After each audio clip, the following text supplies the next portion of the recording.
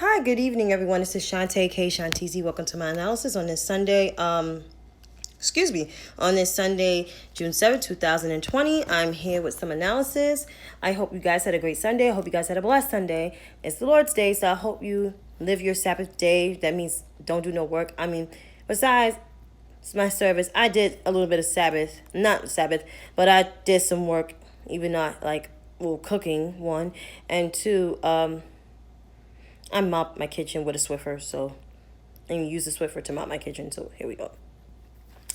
So I'm here with some analysis. So we're always talking about the coronavirus because even though we have still civil unrest, we are still in the midst of a damn pandemic.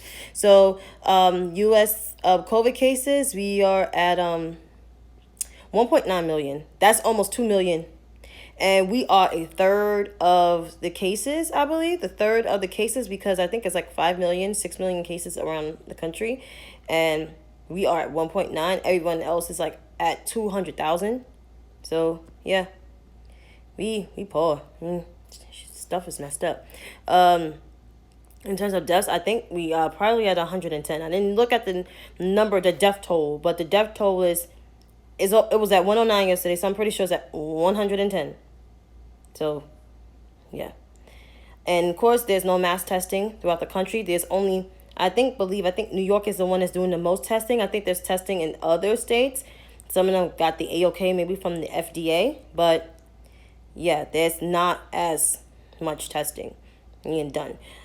In terms of Cuomo's briefing, it was a short briefing. So, he addressed the core inequality issues such as education system, which is two education system is rich and then is working class. He said $36,000 is paid per student for rich people, while $13,000, which is half, almost nearly over more than half of what students get in low income communities. And I guess stop the zone schools, which he's suggesting on a federal level instead of on a state level. I hope it was on a state level so other places could follow suit. Also said affordable housing comes in with that, and also tackling childhood poverty. And as in terms of cases, the number of hospitalizations, the number of new cases at the door has gone down. Our trajectory is going down. Hopefully, it might cause a spike due to the protesting, probably within 7 to 8 days, possibly. 45 people tested. 45 people have died yesterday, and the trajectory is going down. The testing is the best mechanism, and 60,000 people were tested yesterday, and only out of those 60,000, 781 were tested positive, and that's the lowest since March 16th, since we were at the peak of the virus. With the reopening is calibrated through the data and the science and the math. And New York City is going to start on tomorrow, and it's at phase 1. So phase 1, for those who don't know, it's construction, it's manufacturing, and curbside pickup and in-store pickup. So that's what's going on. In terms of testing sites, there will be 225 testing sites be added. He encouraged every protester that was out there to get tested. New York has probably more than 800 testing sites, and it's going to be 225 more, so it's probably 900. That's the most, I think, in any other state that are doing testing. So we encourage people to get tested who was at the protests. In terms of other states, South Carolina, North Carolina, Georgia, and Arizona have seen spikes in their cases. California has seen spike in their cases due to church services. And even though the governor's opening up church services, mosque and everything at 25% capacity, I encourage everyone to stay their ass home. Excuse my French. Stay home. You can watch the service online stream. The only people that should be at churches, of course, is the pastor, or if a junior pastor steps in, whoever's preaching, in case the senior pastor don't show up. 2 deacons, 2 trustees, socially distanced, a nurse or a usher. That's it. And the musician. Everybody else, stay your butt home, watch the service. That's what you do. That's just my opinion, but people not going to follow what I say, but that is my advice in order to slow the spread of coronavirus. in terms of policing, he was asked about policing. I understand he's trying to be diplomatic. This is Governor Cuomo with his speech. But I just feel like I understand he wants to do all this other stuff, but you have to call people out where they call out. No one is not saying this particular name, and that includes the mayor, especially not saying this particular name. Even the PA that was on Joy Reid this morning, Jumaane Williams, is not even saying this person's name. The person that is holding up police reform is Patrick Lynch. Patrick Lynch, for those who don't know who he is, I guess you can Google him, but I'm going to tell you a little bit about him. He is the Sergeant Benevolent Association president. That is a police union in New York City. It's one of the largest police unions. They have another union. I think he spearheads too. I'm not quite as sure. But look him up.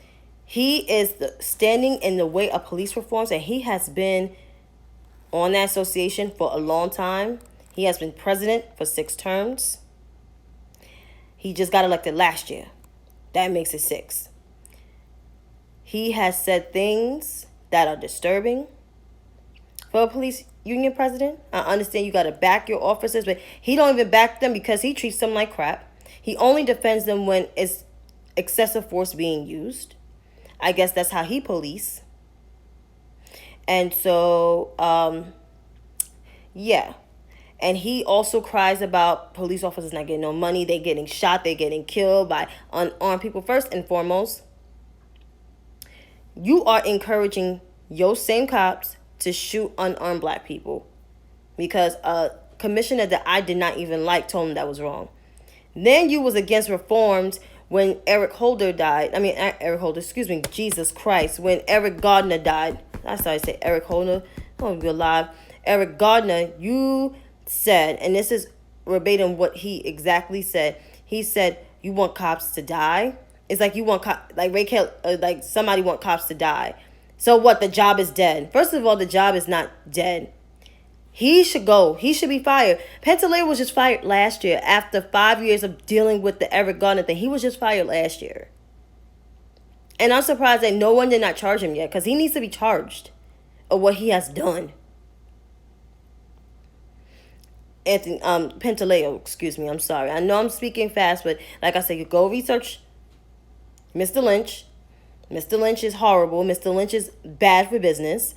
But he's encouraging his guys and union members to basically use excessive force and not police reforms. So therefore, I encourage all protesters who are protesting to go wherever Patrick Lynch location is, Google it, find it, go there, because he is the one that's in the way, not your mayor, not your governor, even though I feel like they don't want to cut toes with him, but eventually you're going to have to do your job, do what we elect you to do, but Patrick Lynch has to go. So I hope every protester go to his house and basically let him know, like, you need to leave, you need to resign, step down, because you're standing in the way of things. The point of compromising with him is no. At all. No. And the public advocate, too, don't need to be talking crap neither, because when he was a council member, let's not go there. It's council member for what? For Flatbush? Man, please. But, like I said, he needs to go. Patrick Lynch needs to go. So that's my case on those folks. You could catch Cuomo's briefing. It was only 25 minutes. In terms of race in America, there were series of protests still going on. It's the 13th day of protests that's included in New York and the 3 boroughs such as Brooklyn, Manhattan, and the Bronx. And so far it's been pretty peaceful. I believe in the Bronx, some of them were a little bit socially distant, which is good. I don't know about the ones in Manhattan, look like they were all cluttered together. In Brooklyn, they were halfway cluttered together. So that's why the governor's asking them to go get tested. I don't blame them. I was asked to go protest twice as I am immunocompromised. I am mildly anemic. It seemed like I get dizzy when it's like a whole bunch of people and I'm walking for hours and hours. I get dizzy. So that's why I am saving myself from not going outside. But there's different ways to protest. You can write poems. You can draw pictures. You can do this, what I'm doing. Do whatever or support a business, a black business. That's what I'm saying. So yeah, those series of protests is going on. This whole thing of defunding the police. Honestly, to tell you the truth. So my opinion on this. I am for police budgets to be cut by 50% and more. And it may hurt them. But guess what? No one cares at this point. However, defunding the police indefinitely is like no cops on the street. And I'm not praising cops, but what about community events? You need cops at community events because people get stupid at community events. That's where the most trouble happens, when there's no law enforcement, right? Or the white collar crimes, because they're the ones that do the most crazy crimes. So therefore, defunding the police indefinitely is like not good, but cutting their budget is amazing. Like here in New York City, the NYPD gets $6 billion. That's more than the New York City Department of Education and Housing. It's more than any other department in New York City. They get more than the FDNY, and the FDNY save lives from burning buildings. So, I mean, therefore, honestly, cut their budget to like $1 billion. Or less. Probably like 800 million. They don't need all that. They're good. And I'm pretty sure in that $6 billion, a lot of the cops, especially the African American, Latino cops, and Asian cops, ain't getting that much money. I can tell you that right now.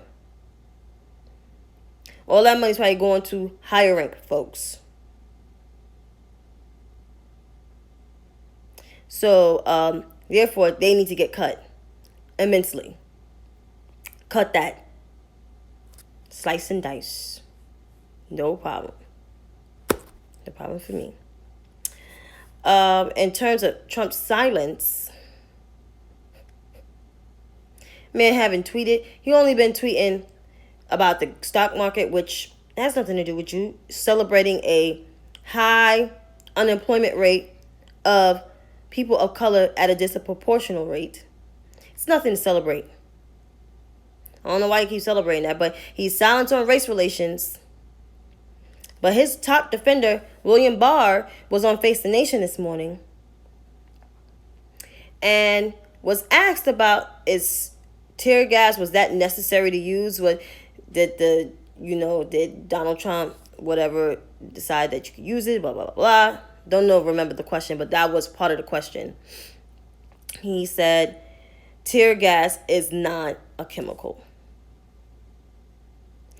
Anybody know? You don't have to be a scientist to know that tear gas is a chemical. Any form of gas is a chemical, especially if it's like oil or like pepper spray. It's a form of chemical. And they wanted to do that because they're not for protesting the union, police unions, or law enforcement. Because Donald Trump basically said he is the president of law and order. And he'll do anything to people that disagrees with him, even if they tear gas him. And that's exactly what his intention was. And use the church being burned as an excuse, which is ridiculous. That's why I said elections have consequences. When you miss out in an election, it's a consequence. And we're living in the consequence. That's why it's important to vote. Period. And another defender, Ben Carson, was asked about Donald Trump using the SOBs, calling the players SOBs. He said they had to respect our flag and respect our country, but then say why you're kneeling. What universe is Ben Carson? You know what's so funny? I asked, as a neurosurgeon, an experienced neurosurgeon. He's a neurosurgeon. What is wrong with his brain? Anybody know? I feel like he's been sleepy since he's been. If anybody is sleepy, it's Ben Carson. Because Ben Carson was droopy in the eyes. Every time he asks a question, he's always droopy in the eyes. He act like he don't know what he's talking about. The thing he talked about, slaves came here voluntarily, which we all know that's a bunch of bullcrap. And then now this stuff. Is Ben Carson a mule? He's probably is a mule for, he is a mule for this White House. Because this White House administration is a bunch of white supremacist sympathizers. And they have their black mules speaking for them. And that includes Ben Carson. And even their black surrogates like Candace Owens, Diamond and Silk, Harris Denard, Terrence K. Williams, and Brandon Tatum's. Sad, sad, sad. Just sad. On the other hand, Colin Powell was on a Sunday show with Jake Tapper. And I took some notes on here. I'm always taking my notes. And he was asked about Trump drifting away from the Constitution. He said that he never supported Donald Trump, which is true because he did vote for Hillary in 2016. He was one of the first Republicans to speak against Donald Trump. And there was some pundits that did, but he was one of the first major generals to speak against Donald Trump because of his rhetoric. And he said he was troubled.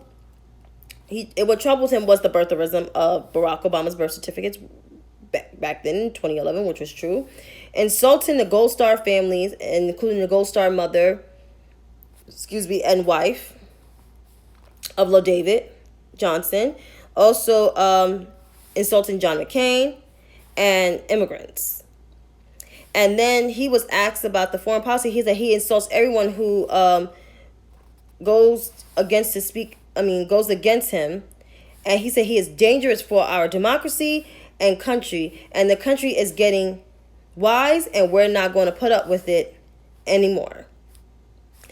And when he was asked about things that he did to divide the country, he said, yes, he divide everything to Americans. He's insulting throughout the world. His foreign policy is being affected by his actions, which is true because whenever he feels like he don't disagree with the allies, he gets salty. Or the thing with China, he gets an attitude, which is true. And he was asked about Joe Biden as a candidate. He said, I've worked with him for 35 years, and Joe Biden is the candidate, and he will be voting for him. So that's another Republican that endorsed him. There's a couple of Republicans. There's a Republican group called the Lincoln Project endorsed Joe Biden. I think a few Republican pundits like Tara Satmire voted for him. So, and I think Ana Navarro Cardenas is supporting Joe Biden, I believe. And I think Meghan McCain as well. So the numbers on Trump's side ain't really looking too swiffy. So he continue, and he's doing it to himself. So let him continue to keep destroying himself as he opened his mouth on the national stage. In terms of the Karens, I'm switching to a different gear. So I saw a video that went viral, and it was a convenience store. I don't know exactly where, but a white woman, probably middle age, probably like 50 something years old, 60 something. She looked roughly around that age. Told a black girl, and she was with, I think, an Hispanic guy. She looked like she was mixed with black and Hispanic, to go back to Africa. And then the girls started cursing her out, calling F-U-B, da-da-da-da-da. And the next thing you know, like, there was a guy that was videotaping it, and there was a white guy, I believe, that was videotaping it. And she said, you mind your business. And she had no mask on. Like, she could spread the COVID like no tomorrow. She kept yelling at him, yelling in his face, blah, blah, blah, blah. And then the next minute, she put her hands on the girl, keep putting her hands on this girl, and the young girl slapped the dog mess out of this woman. And she ran scared. Like she was about to call the cops, which she probably did. She deserved that slap. And if it was me, and if you're telling me to go back to my country, it's not going to be no F you and this and that. It's going to be throw some drinks in your face. Like, I think it was a 7-Eleven, throw a Slurpee or something in your face and hit you. Constantly hit you until you're dog on the ground. Excuse me, I'm getting my... Till you're on the ground.